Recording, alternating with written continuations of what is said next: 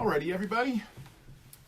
Welcome back. I'm Derrick Pitts, Chief Astronomer at the Franklin Institute Science Museum, coming to you live from my study here, the book room here at Pitts Observatory.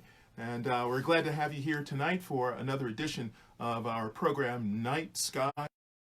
Let me take a moment just to introduce my production team here. She's going to stick her head in. This is my wife, the lovely Linda Carol Pitts. She's been my production team for all this, so say hi to Linda. Thanks a lot, sweetie. She's the one taking care of the camera and the audio and all that kind of stuff. She's also the one that's going to feed me the questions this evening, too. And thanks also to Katie Ozak at Franklin Institute, who's helping out with this. So tonight, we have a lot we want to try to cover this evening, but the first thing I want to say is, have you had a burning astronomy question you've wanted to ask for a long time? Well, bring it on tonight, okay? We'll get your questions answered as best we can. Anything from the realm of astronomy or space exploration, actually. But also, what we're going to do tonight is we're going to take a look at a couple of special things for you this evening. We want to make sure you get a good understanding of a couple of things about looking at the night sky. We're going to talk about those things that we all see up there, stars. And we're going to talk about their brightness. We're going to talk about their color, and we're also going to talk about a way that that can enhance what you see of them with a common household tool that almost everybody has around. Not everybody has a telescope, but everybody has binoculars. So we're going to talk about binoculars, or many people have binoculars. We'll talk about those this evening, and we'll also talk about how you can use those binoculars not only to see stars better, details about stars, but also details about our next door neighbor, the moon. Everybody loves to see the moon, and as it turns out, next week we have a beginning phase of the moon, so beginning series of phases of the moon. So we're going to help you understand how to use your binoculars to your best advantage. There's a cool stuff on the surface of the moon. Hey, did you know that with binoculars you can actually see the footprints of the astronauts on the moon? Oh, you can't see that? No. I'm just kidding. There's no way we can get resolution clear enough, magnification high enough, anything like that on the surface of the moon, even with the largest telescopes available. So, you'll have to get to the moon yourself in order to visit your museum, whenever it actually comes into existence, those footprints up close, or just go to nasa.gov and look up about the lunar missions, okay? How are we going to do that? We're also going to talk just a little bit more about what you can do with astronomy on a cloudy night. Now, tonight in the Philadelphia area, it's partly cloudy, it's really cool out, and there's also a bit of a breeze. And so as much as I would love to be outside, it's really not conducive to having everybody outside with me tonight. So we're going to talk about what you can do to actually get to get your astronomy fix on when the sky is cloudy. Okay? So let's get rolling with just the basics, and then we'll go on from there. And don't forget, send me your questions, okay? So what we're going to do with this is, you're on Facebook there, so you can type your questions in. We'll get those to me, and I'll answer them for you. So we'll get all that stuff done. So as we go through our program this evening, section by section, we'll answer questions block by block as we go along. So we'll have an opportunity for questions all through the program. The content is great and everything, but I really love to answer your questions. So let's make sure we get that done. All right, so let's get rolling here. So first things first, this is a program that helps you become an expert in the night sky, and it's for people at any level of experience. Doesn't matter how old you are, doesn't matter how much you know or don't know about the night sky. This does not require you to have any equipment either, so no telescope is involved in this, and you can do it almost anywhere you are just with these two power telescopes you have right here, okay? So already equipped to do this. So it's great for kids who want to learn about the night sky, and it's especially applicable for center city viewing. So this is something that you can do even in our quarantine situation. You can step out right on your front step, right on your front porch, right in your front yard, or out in your backyard and see plenty of great sky, no telescope required, okay? So there's plenty of that.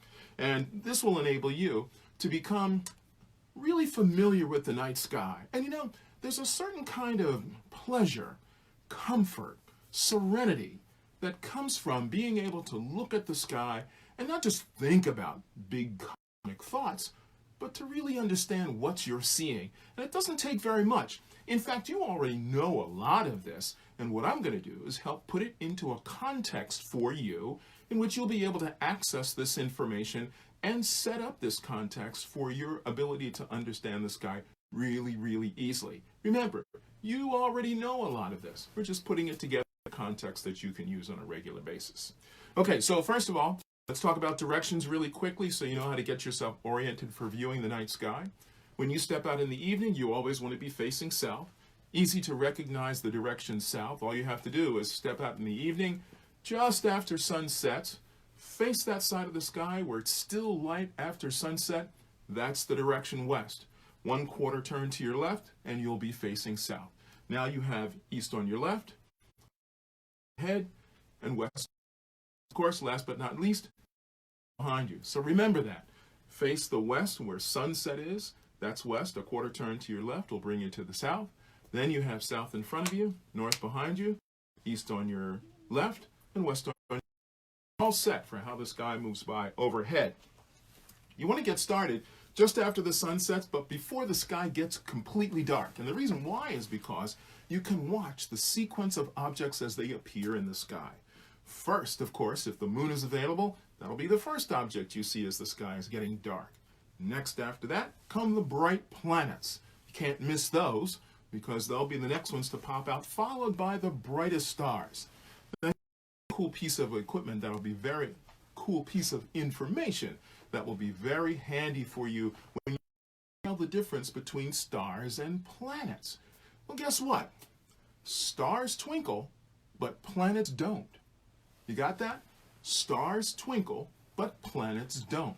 So looking at the evening sky and you see two bright objects and you're trying to figure out if one is a planet, well, very simple. If it twinkles, it's a star. If it doesn't twinkle, it's a planet. Okay, so you can put that to use right away this evening because there's some bright stuff you can see there in the evening sky. And as you're out there watching, the other thing you'll notice is that if you're out for a little while, it'll seem as if objects are sliding slowly across the sky from east to west. This is what we call apparent motion. Apparently, the sky is moving by overhead. Here's my question for you. Send me an answer if you can figure it out. Is the sky really moving over our heads, or is something else happening? If you can figure it out, send me a post and let me know what you think it is that makes the sky appear to be going from one side to the other. Okay? All right, so we said that the first things you'll see are planets and then stars. And that brings us to our very first topic, stars. What are we looking at when we look into the night sky to see stars? Well, when you look up, guess what? You can see lots of different kinds. There are big stars, little stars, bright stars, dim stars, some that are very close to us and some that are rather far away from us.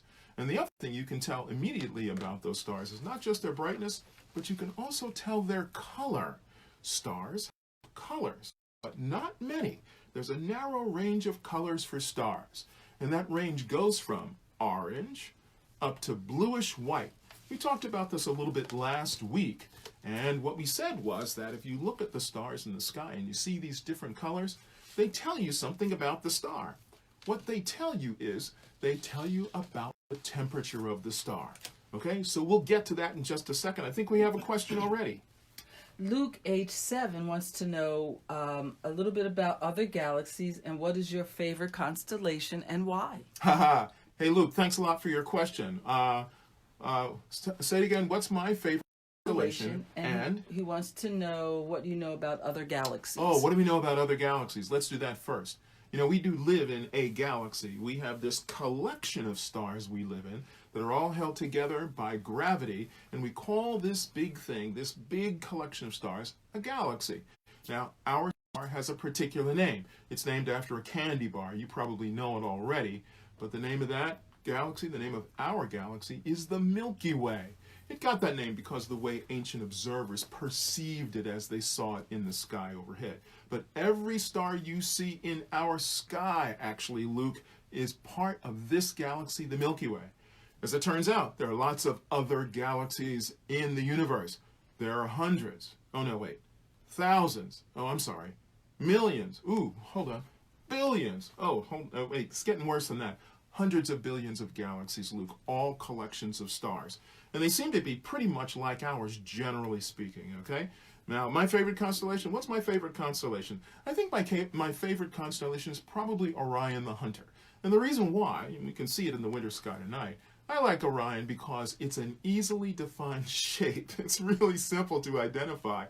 But it has bright stars that are of different types. So there are very hot blue stars, and there are very cool red giants, and there are lots of different nebulae, clouds of gas and dust found among those stars, and even one place where stars are being born. So that's my favorite, Luke. Thanks for that question. Okay, so we're looking at stars. What are we seeing? Well, actually, what we're seeing when we look at stars is we are looking at enormous, enormous balls of very, very, very hot gas. Very hot gas. That's it. But the gas is really, really, really hot. What kind of gas? Mostly hydrogen, some helium, traces of every other element we know of. Stars are mostly hydrogen, with some helium and traces of every other element we know. Now, they're spherical because, as it turns out, nature's happiest shape is that round spherical shape. And since stars have the ability to form out in the universe where they may be independent of other forces, they can pull themselves into these nice round shapes. But how do they get started? Well, it starts out as just an amorphous blob of hydrogen gas that gets pulled together under gravitational. After a while, when that gravitational pull has pulled enough hydrogen gas in, it begins to crush that hydrogen gas at the core of that gas cloud.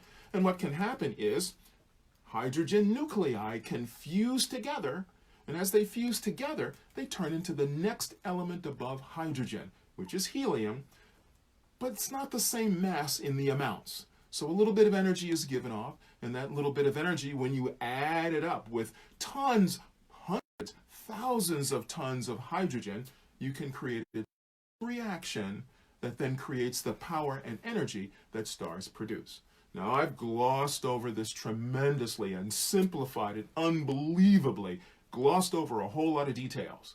But that's generally how it works. Now, the more mass a star has, the more material it starts with, the brighter that star will be when it gets rolling. Now, here's something really that. If you start out with a tremendous amount of hydrogen material to become a star, you'll become a huge, bright, brilliant star, bluish white in color. But guess what the problem is? Those stars will burn through their energy really, really quickly. They will lead very short lives. So they will live fast and they will die young. But if you're a star that starts off with a very small amount of hydrogen, then guess what? You will live a very, very, very long life, but you'll be very dim, but you'll live a long life. So in between those two extremes, we find all kinds of stars. Ours is one of those. So let's look at the colors now a little bit more closely. The coolest stars happen to be the red stars. The hottest stars are the bluish white stars. Our star, the sun, is right in the middle of this range, and the temperature for the surface of our star is about 12,000 degrees Fahrenheit. Well, as you look around the sky, you'll want to try to identify which stars are which colors and what temperatures. Well, if you look for the color, that'll tell you the temperature pretty well. So if you see a reddish star in the sky, like Betelgeuse at the shoulder of Orion, that's a cool star, only about 6,000 degrees surface temperature. Excuse me. But if you look at its next door neighbor, Sirius, just to the left of Orion, that really bright star, the brightest star you see in the sky tonight, well, Sirius is a blue-white giant star. It's very, very hot, but it also has another distinction about it that makes it look big and bright. You guess what it is? What do you think?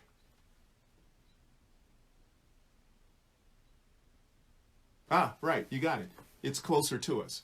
Yes, that star is not very far away at all. It's only 8 light years away, whereas Betelgeuse is about 600 light years away. We'll talk about light years later, but you get the idea. 8 as opposed to 600. Well, guess what? That'll really make that star look big and bright just because it's closer. Okay? So, there's a color palette for you. It goes it goes red, orange, yellow, white, bluish white. And that's the range that you'll find. You won't find green. You'll rarely find purple. You'll see reds, you'll see oranges, and anywhere along that spectrum of continuity between the adjacent colors. But you'll never find a green star or anything like that. Okay? So that's for another question. We have two questions. Two questions. 5-year-old Christian wants to know, what is the best book to help constellations? Christian, what's the best book to help you learn about constellations? Well, there are lots of really great books to help you learn about constellations, and it's just a question of, what do you like more? Do you like pictures, or do you like to hear stories about the stars or understand about them? So I've got a couple right here. I showed this book last week. I'll show it again. Hopefully you can see it. 365 Starry Nights by Chet Ramo. This is a really great one because it takes you through the evening sky by day throughout the year, and it gives you information about the stars that are available, and it also gives you drawings and diagrams and things like that. If you like a book instead that is more like color images, you can try something like this. This was published a few years ago, but it has really great color images inside and gives you plenty of information about stars and constellations and almost everything you'd like to know about observing astronomy. So there's a couple of different kinds of books you can choose from, and again, it depends what you like. You can find books like these easily online now without too much difficulty at all, and they're great to have around too. They're great reference books. Okay, what's our next question?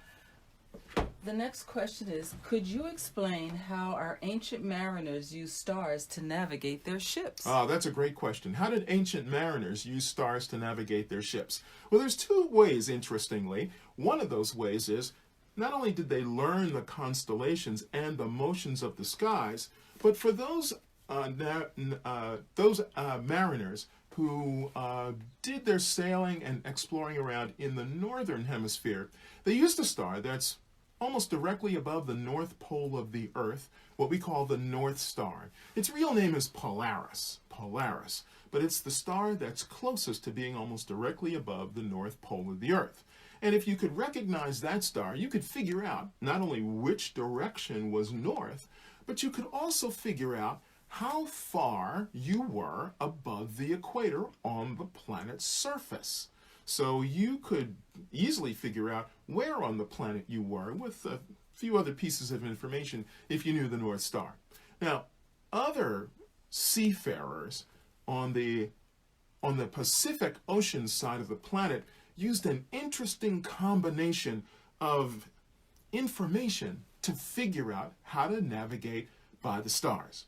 So ancient Polynesian sailors not only used the stars and their positions relative to various islands that they knew, but they also used wind currents and ocean currents and appearances of the ocean to help them understand and navigate their way around the very, very broad and wide Pacific Ocean. And they were absolutely fantastic at doing this. You can understand how the constellations are laid out in the sky. You can figure your way around without too much difficulty at all. Now, you have to be really careful because as you get closer to coastlines, it gets a little bit more complicated. But that's generally how it was done. Okay, so now we talked a little bit about star color. Now we have to talk about star brightness so that you can understand this. Now, stars seem brightnesses as you see them in the sky, and that's dependent on their intrinsic nature. Are they themselves big, bright stars, or are they small, cool stars?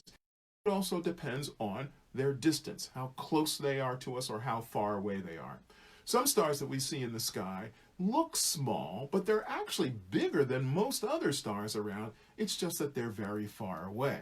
So as we look into the sky, the brightness of the star is going to depend on how much energy it's putting out, its own brightness, and how far away it is. We might also include a factor of, is there anything else in between us and the star obscuring our view or obscuring the brightness? But generally, those are the two things that give the star the brightness that we see. Now, as we look at the stars, stars are ranked according to their brightness in the sky. So we would say that a first magnitude star is one of the brightest see in the sky. And there's a whole class of them that are first magnitude stars. Then the next level down in brightness is the second magnitude. Next level down is third. Next is fourth, fifth, and so on. The limit of our eye's ability to see is down to sixth magnitude under clear, dark skies. So a star that's sixth magnitude is hundreds of times dimmer than the first magnitude stars. Now, if you look at the brightnesses of planets, guess what? We have to measure those in the negatives because they're much brighter than the brightest stars. So as you're looking out into the evening sky, think about that. Think about the fact that the brighter the object is, unless it's close to us, it can look dimmer than any other star. So here's a really good example. Here's a bright star that everybody knows really well. Or let me do it this way. There's a star in our sky that is brighter than every other star because it's really close to us. But if we were to move it away from us, a standard distance as we measure in astronomy, it wouldn't be very bright at all. You know what star that one is? Yeah, it's our star. It's our sun. Our sun looks tremendously bright and tremendously big, but we're only 93 million miles away from it. We're right up next to it, cosmically speaking. If we were to push our star away 10 light years, it would be as bright as Sirius is in the night sky. So it's really not a very bright star at all, but it just so happens that it's close to us, and that works really well for us. So as you're seeing stars in the evening sky, that twinkle that you see, it's not the star itself that's flashing, but the twinkle is caused by the Earth's atmosphere. The turbulence of the different temperature layers in the Earth's atmosphere cause the light waves from the star to bend, and that makes it seem as if the star is twinkling. If we could be above the Earth's atmosphere, out in space, we wouldn't see much twinkle at all. Okay, so that's what you're seeing when you're actually seeing those stars in the evening sky. Now, how can you enhance your view of, because if you go out and try to look for color right now, guess what? Not going to look like a whole lot. Really, the color's going to be sort of faint, except in the biggest, brightest examples. But I have a way in which you can enhance the brightness and colors so that you can see them much better. And you know what that is? That's to pull in a helper. You can pull in some optical equipment that will be very helpful to you. That optical equipment? Binoculars. You recognize these things? Many households have binoculars. They're typically used for sporting events or maybe bird watching or any of those kinds of things. Terrestrial observing. But guess what? They work really, really well for astronomical observing, and particularly if you're just beginning in astronomy, they work really, really well as astronomical equipment. And the reason why is because binoculars do just that. They are binocular. That means that you have two oculars to look through. Essentially, in a pair of binoculars, what you have is two telescopes. So, for example, here's one telescope on this side. Here's another telescope on this side. You have one telescope for each eye. So when you use the binoculars, you hold them like this and look through. Now this gives you a distinct advantage. And the distinct advantage is that you can use both eyes to observe the object in the night sky. Now, if you're observing both of them, it makes it easier to aim and point binoculars because you're used to looking for things this way. And the magnification helps bring you enough light to make the object look closer and brighter. Now, what do we have here for components in a binocular? Well, I said it's two telescopes, really, and that's basically what it is. So here's how it works. Right up here, front lens. This lens on the front is what gathers the light from the object you're pointing it toward. This lens, gathering light, creates an image that's right inside here, right inside there. Well, this piece on the top that you put your eye to, that's like a magnifying glass. It magnifies the image being created by this. So guess what? It makes the object appear closer and brighter. Okay, so now you have two of those together, you put them up together, and voila, you can see really nicely. Now they're adjustable like this, as you can see, to account for the spread between your left eye and right eye. Some folks have a shorter distance, some folks have a wider distance, so doing it this way allows you to do that. Now if you're looking at these binoculars, you might wonder, well, how do I know how capable these binoculars are? Well, it's pretty simple. on every pair of binoculars, you'll find somewhere a set of numbers. One number followed by an X followed by another number. In the case of these particular, I have 8x40. 8x40. It looks like it's 8 times 40. Well, yeah, it actually is 8 times 40, but it's not 8 times 40 in terms of what the multiplication is there. This is what it is. The 8x refers to the magnifying power, and that's what you get at this ocular right here. You get 8 power magnification. And then the 40 refers to the diameter of the front lens. Now here's a trick. The bigger this is, the more light you gather. And the more light you gather, the dimmer an object you can see. Okay? So now it's essentially like I have two 8 power telescopes that I'm looking through like this with 40 millimeters of light gathering power. Okay? Now this is an average pair of binoculars that anybody has at home. They're not very expensive, but they work pretty well. And guess what? They're great for night viewing. These will allow you to see, you'll be able to see star color better with these because you're gathering more light for your eye. And that's what all telescopes and binoculars do. They gather more light to deliver to your eye so that your brain can create an image that you can see.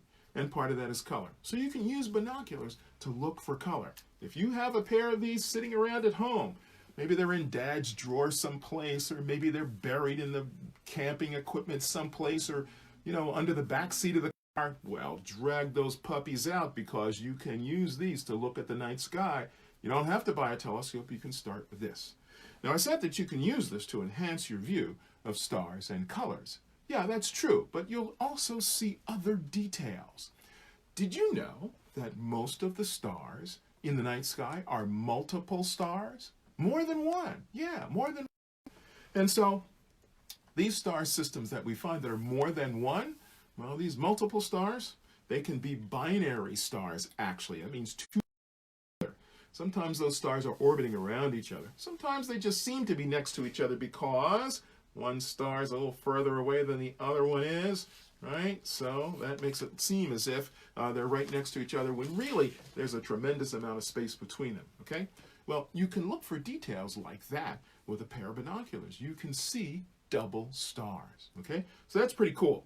Now, the other thing that this is really, really great for is getting a good look at our next door neighbor astronomical object, the moon.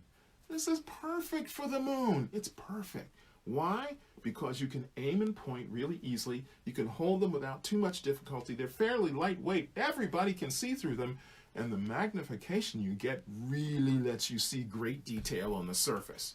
Craters, rills, gouges, impact spots, rays, all sorts of great details are available to be seen on the moon. But don't expect to see any of the artifacts left over from the Apollo program. The moon is too far away. Those objects are way smaller than you might imagine they are. Oh, of course, they're life-size for the astronauts to get there. But because of the distance, you can't get enough magnifying power to see that really easily. But all those other really cool details are available to see. And a little admonition, a little warning for you. The best time to look at the moon, especially with binoculars, is up to first quarter. The first 7 days, maybe the first 10 days of the lunar phase. After that, the moon gets too bright. And the magnification, throwing all that light into your eye, well, it's not really the greatest thing to do.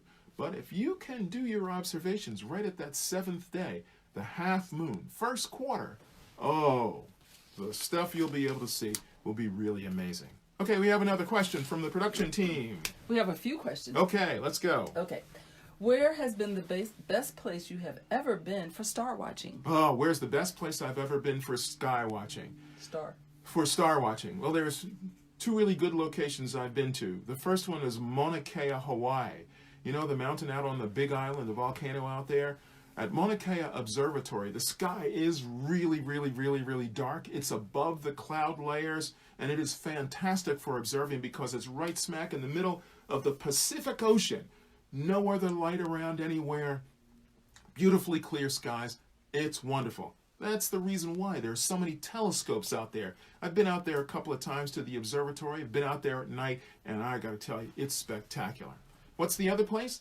The other place I've been to is in South America, the Atacama Desert, and that's down by the ALMA radio telescope facility in northeastern Chile.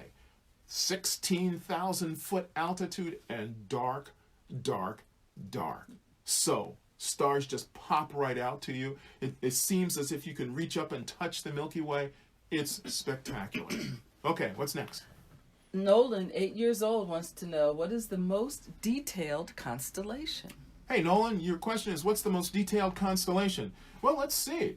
Gosh, it could be one of the bigger constellations that might be more detailed. So a really big constellation, what can I think of that's a big constellation? Oh, Sagittarius. Sagittarius is really cool. It's got a lot of detail in it because it has a lot of bright stars and makes a really interesting shape. And asterism, that's the shape we give to stars, is the shape of a teapot. So that's kind of fun. And it's right in the southern portion of the Milky Way as we can see it from the northern hemisphere, Nolan. So it has a lot of really interesting astronomical objects that you can see with a pair of binoculars. It's a summer constellation, though, so we're going to lose it right now. But if I were to go to a winter constellation for you, a spring constellation for you, what would I choose? Well, Leo the Lion's not bad, and that's high in the sky right now, too. The other favorite that people have is the Big Dipper, Ursa Major, around on the northern side of the sky. Lots of good ones to choose from. Thanks a lot. One last question. Can you talk about UY Scuti, the star? How big is it? What kind of star is it? And what constellation is it in? Oh my gosh. UY Scuti. Okay, so the question is, can I talk about UY Scuti? What kind of star is it and what constellation is it in? Well, it's in the southern hemisphere constellation called Scutum. Scutum, it's a southern hemisphere constellation, and UY Scuti is one of the biggest stars we know of. Now, can I remember the numbers off the top of my head? I'm going to say no, I'm going to be wrong, but I think UY Scuti is something like 700 times bigger than our star is, 700 times bigger than the sun. I'm shaky on the numbers on that one because I can't remember off the top of, there's so much to remember in astronomy, but we can look it up really easily. But it's one of those really enormous, enormous, enormous stars, bigger than almost any other star around. And this is one of those stars that will live fast and die young. It's not going to have a long life, but it'll have an intense one, that's for sure. And when it finally goes supernova and blows up, it will be a tremendous explosion. It's not going to happen anytime soon, so let's not hold our breath on that, but that's where you can find it in the constellation Scutum. Thanks a lot for that question. I hope I got the numbers somewhere near right. I think if I remember correctly, that's the right one. Okay, so now, we're talking about binoculars. I have one more pair I want to show you. This is an average sort of pair of binoculars. It's great for astronomical observing. But guess what? I have a really killer pair of binoculars here. What do you think of those? Wow. Those are some big binoculars, aren't they? Well, these are specifically astronomical binoculars. These are meant for astronomical observing. That's why they're so big.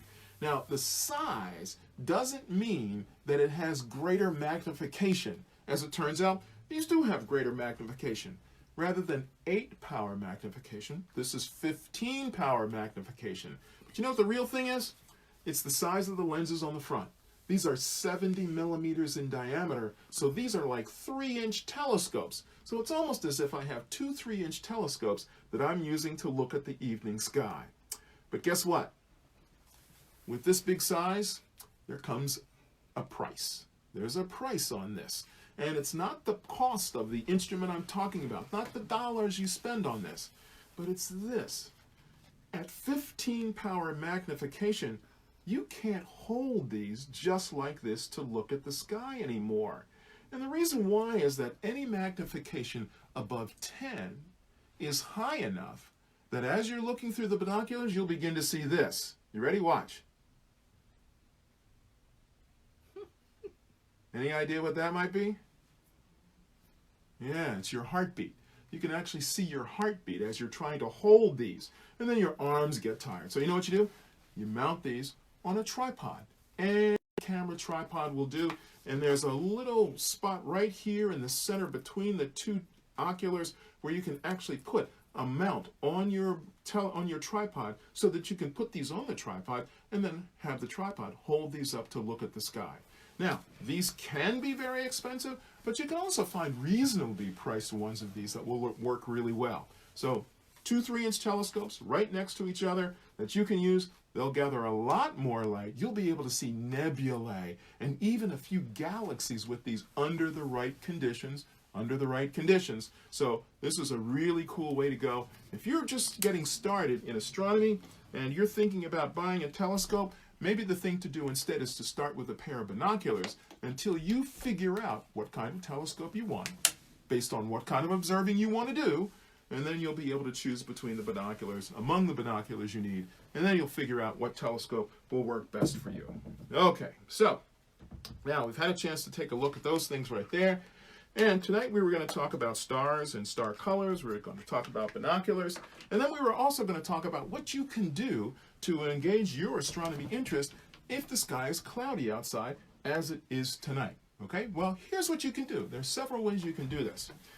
One of the things you can do is you can actually make use of a system of robotic telescopes. These are telescopes that operate automatically, that are positioned in locations around the world, and you can access them through a website called slooh.com. S-L-O-O-H. Slooh is an organization that has set up a group of observatories in different portions of the world where you can always have access to a night sky. And you can go right online and you can become a member of this organization and you can make use of the telescopes. Very cool thing to do, because not only can you observe through those telescopes online, you can have your own observing session with a telescope, and you can use that telescope to photograph something in the night sky and have it sent to you as a photograph that you took with that telescope. And in fact, you can use any of the 10 telescopes they have in their system. So you can do your astronomy right from your book room. Right from your cool place in your house, you can do that. So that's one way you can do it. Now, another thing you can do is you can get a really great look at, and you can even collect some astro eye candy, as I call it. You know how astronomy has all these really great and wonderful, beautiful images of objects in the night sky, taken by telescopes like the Hubble Space Telescope, for example? Well, guess what? If you go to hubblesite.org, HUBBLESITE.org, hubblesite.org, you can collect images that Hubble Space Telescope has taken over the last 25 years. You can look at every image Hubble has taken. You can even download those instruments, those images, and use them as wallpaper on your computer. You can turn them into photographs that you can hang in your home. You can do all kinds of cool things with them. Because guess what? You own Hubble Space Telescope.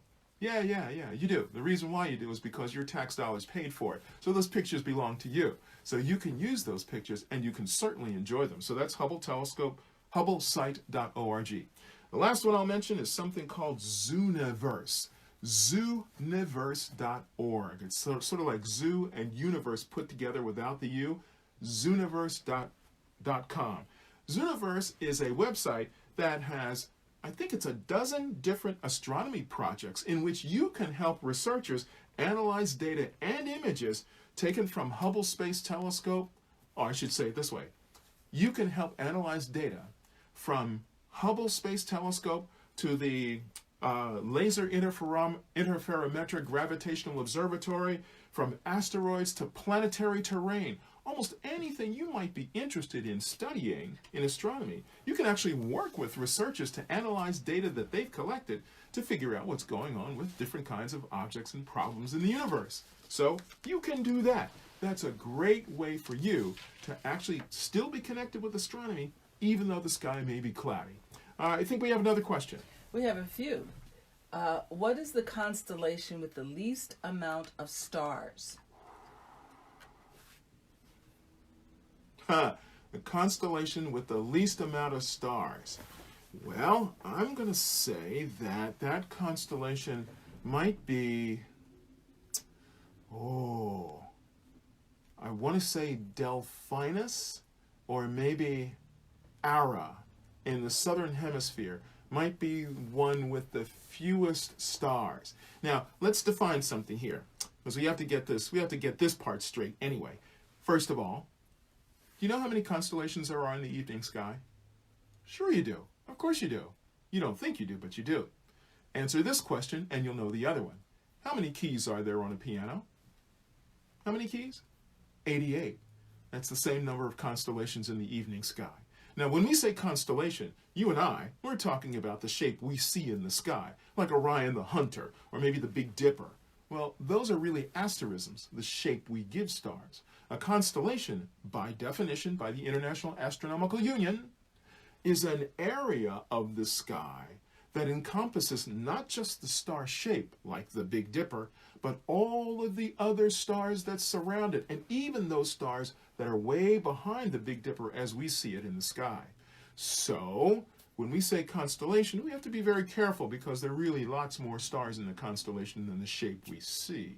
So there are quite a few very small constellations that don't have many stars, and we can count any one of them, and we can figure out which one. Maybe I'll get out a star map and start to count and figure. No, we'll do that later. Anyway, okay, next.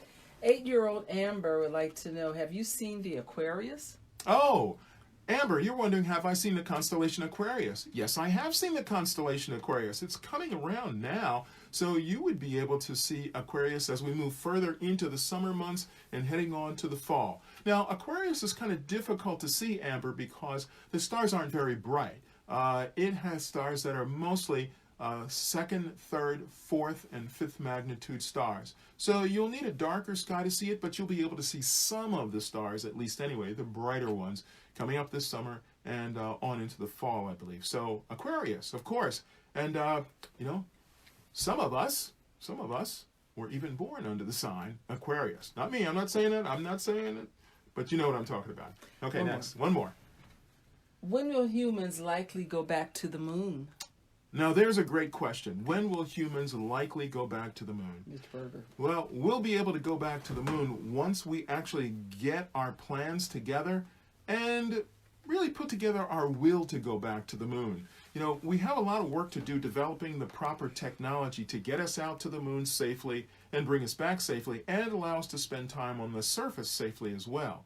Now, if we're talking about timeline, well, new efforts are being put together right now by NASA, by SpaceX, by the Chinese Space Agency, and others to return to the moon, to go back to the moon after the Apollo astronauts had been to the moon in the 1960s and early 1970s. It looks now as if, I should say it this way, the current plan of NASA is to try to get people back to the moon somewhere between 2025 and 2030. The first number that was put out, the first year that was mentioned last year was 2024. That number has been changed now to 2028. That's when we would have an opportunity to get back to the moon at the earliest possibly. SpaceX thinks they might be able to get there sooner than that. But in reality, it may take us a little bit longer to make sure we have all of the equipment, all of the training, everything we need to get out to the moon safely and get back from the moon. So it's coming, probably in the next 20 years, hopefully in the next 15 years it'll happen, but keep your fingers crossed and let your Congress people know that you want us to get back to the moon sooner than later, okay? All right, great. All right, so now, we talked about binoculars, we talked about stars and star colors and star brightness. We talked about being out, how do you keep engaged with astronomy on a cloudy night, and right about now, what we need to do is tackle what we might find in the evening sky this week. What's the great stuff for us to see in the sky this week? Well, you already know that in the evening sky, Venus, gorgeous, beautiful Venus, is hanging up in the west after sunset. It sets rather late, so you can watch it till 9:30 in the evening without too much difficulty at all, maybe even a little bit later than that. So you can give that a shot. That's easy to recognize. It's that bright object you see, looks like an airplane headlight. That's really the planet Venus. Check and see if it's twinkling or not. You'll notice it's not twinkling, so you'll know it's a planet, okay? But let's go around to the morning sky. Now, I know it might be a little challenging for people to get up at 5:30 in the morning to go out and take a look at something, but it really is worthwhile. I was up this morning at 5:30 outside, taking a look at the three most beautiful planets in our evening sky. Jupiter, the biggest one, Saturn, the one with the beautiful rings, and Mars, the one that has the rosy color that we call the red planet. Now they're over in the eastern sky at 5:30 in the morning, and they're stretched out in a line that goes from the brightest one down to the dimmest one, and that's Jupiter, then Saturn, then Mars. Now, with a pair of binoculars like these, guess what? You can actually see the 4 brightest moons of Jupiter, and you can begin to see the hint of the rings with these binoculars. And guess what? Galileo could see something that looked like the rings around Saturn, but he didn't know how to interpret what he was seeing. So he couldn't really say it was rings, and his telescope didn't have anywhere near as much power as these binoculars do. So your binoculars at home will be able to see what Galileo could not see. Okay, the next planet there is Mars. So it goes Jupiter, Saturn, Mars. If you do it tomorrow morning, you'll find the moon all the way out at the far end, just past Mars. And so there's a planets across the sky, evenly spaced. So get out and see those. They'll be around for a few more weeks, but I recommend you see them now because they are all closer together, and in another few weeks, Mars is going to begin to take off as it is orbiting the sun and open its distance between Saturn, Jupiter, and Mars. You'll see that space grow, so you'll want to get a look at that soon. So someone asked last week about Comet Atlas. Might we be able to see that in May? Well, I have bad news for us. The bad news is that unfortunately, Comet Atlas broke apart as it was flying through the inner portion of our solar system, and it has now dissipated. Be able to see it. There is a meteor shower coming up later this month called the Lyrid meteor shower. That'll be on April 21st, the night of April 21st to April 22nd. So that's late next week. And you'll see anywhere from 10 to 20 meteors per hour. And the best time, of course, is in the pre-dawn sky between midnight and sunrise. So there's to see in the evening sky constellations that you're looking for when you get out your lovely star map and you're trying to figure out what star map you have. Orion is the last of the winter constellations heading over to the west just after sunset, and coming up into the central position in the sky directly south at about 9 p.m. is Leo the Lion. Easy to recognize because it looks like a backwards question mark with a right triangle pointing to the east. As you're standing looking to the south, about halfway up the sky, the bright star Regulus, right there in the middle of the sky, marks the heart of the lion, the bottom of the backwards question mark that faces to the west, and the triangle that faces to the right is just behind it this way. So if you look for that on your star map, figure out what it looks like inside first, and then go outside and see it, you'll be able to catch a good glimpse of it. Okay, so we've done a lot tonight, folks. We've taken a long trip around the skies. Hopefully there's been enough here to help you understand what you see the next time you go out. And do me a favor. When you go out, take some other folks out with you so they can see the night sky as well. I think we have one more question. 9-year-old Tristan wants to know why some planets have a ring around them. Thanks for that question, Tristan. Why do some planets have rings? Well, some planets have rings because early in their history, some of their moons got pulled between their outer moons and the planet itself. And that tug of war between the main planet and some of the outer moons of the big planets tended to break up some of the inner moons and create rings of dust and gas that we now see as like the ring around Saturn. There is a very thin ring around Jupiter, and some of the rings around the outer planets like Uranus and Neptune as well. So that's how planets get rings and why some planets have rings and others don't. Okay. What is an easy way to spot the North Star? Whoa. Oh, there's an interesting question. What's an easy way to spot the North Star? Well, you might think that an easy way to spot the North Star is to go outside, look in the northern direction, and look for the brightest star you can find. Well, unfortunately, that star, the North Star, Polaris, is not the brightest or the biggest star. There are two ways you can do it. The way I really like to do it is identify a star shape that almost everyone knows, and that's the Big Dipper. If you can go out and look toward the northern sky and find the Big Dipper, 7 stars altogether, 3 in the handle, 4 in the bowl. You take the stars at the very front of the bowl, the 2 stars, the bottom star and the top star at the front of the bowl, and you stretch a line from the top star out across the sky, and the very next star you come to will be Polaris, or the northern star. So, Big Dipper, 2 stars at the front of the bowl, the bottom one and the top one. Draw a line from the bottom star through the top star out to the very next star you see.